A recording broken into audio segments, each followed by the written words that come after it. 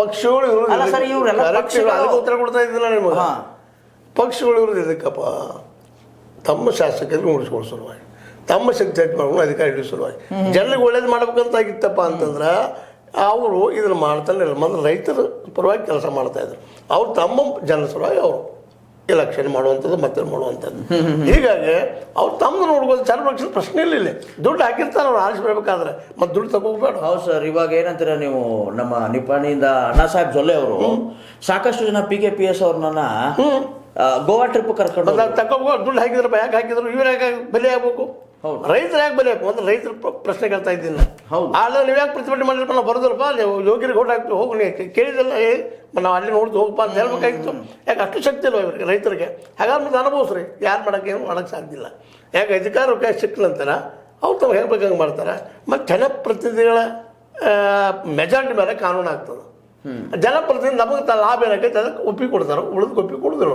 ಈಗ ನೋಡಿ ಒಂದು ಉದಾಹರಣೆ ಕೊಡ್ತೀನಿ ನಿಮಗೆ. ತಮ್ಮ ಪೇಮೆಂಟ್ ಹೆಚ್ಚು ಮಾಡ್ಕೊಡೋದು, ತಮ್ಮ DA ಹೆಚ್ಚು ಮಾಡ್ಕೊಳಕ್ಕೆ 224 ಮಂದಿ MLಗಳು MSI ಹಾಕಿ ಬಿಡ್ತಾರೆ, ಗುದ್ದಿ ಬಿಡ್ತಾರೆ. ಲಾಭ ಆಗ್ತೈತಿ, ಹೆಚ್ಚು ಮಾಡ್ಕೊಡ್ತಾರೆ, ಪೇಮೆಂಟ್ ಹೆಚ್ಚು ಮಾಡೋದು. ಮತ್ತೆ ಮತ್ತವ್ರು ರೈತರಿಗೆ ಇದು ಬಂತಂದ್ರೆ ಬಂತಪ್ಪ ಅಂದ್ರೆ ಅದನ್ನೇನು ಹೇಳ್ತಾ ಇದ್ದೀನಿ. ನೀವು ವರ್ಷದಲ್ಲಿ 2 ಬಾರಿ ಏನಂತೀರ ನೀವು, DA ಹೆಚ್ಚು ಮಾಡ್ತವ್ರೆ, ಎಲ್ಲ ಪೇಮೆಂಟ್ಗಳನ್ನು ಹೆಚ್ಚು ಮಾಡ್ತಾರೆ. ಒಬ್ರು ಅಬ್ಜೆಕ್ಷನ್ ಮಾಡಲ್ಲ, ಅದಕ್ಕೆ ಅಬ್ಜೆಕ್ಷನ್ ಮಾಡಲ್ಲ.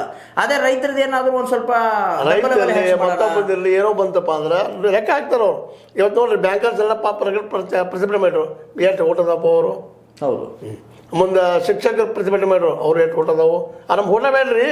ಇವತ್ತು ಹೆಂಗೆ BJP ಇರುತ್ತಲ್ಲ, ಮುಸಲ್ಮಾನ್ ಓಟ್ ನಮ್ಗೆ ಬೇಡ ಅಂತೇಳಿ 2080 ಅಂತ. ಸರ್, ಇನ್ನೊಂದು ಮಾತು, ಲಾಸ್ಟ್ ಪ್ರಶ್ನೆ.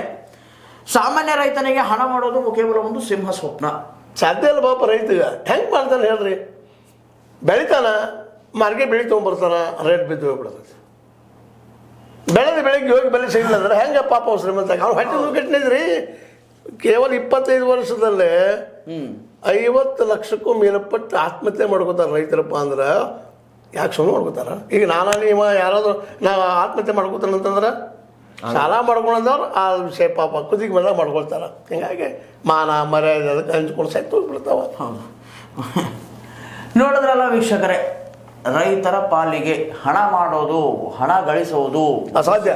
ಸ್ವಪ್ನ, ಶಿವ ಸ್ವಪ್ನ ಅಸಾಧ್ಯನ.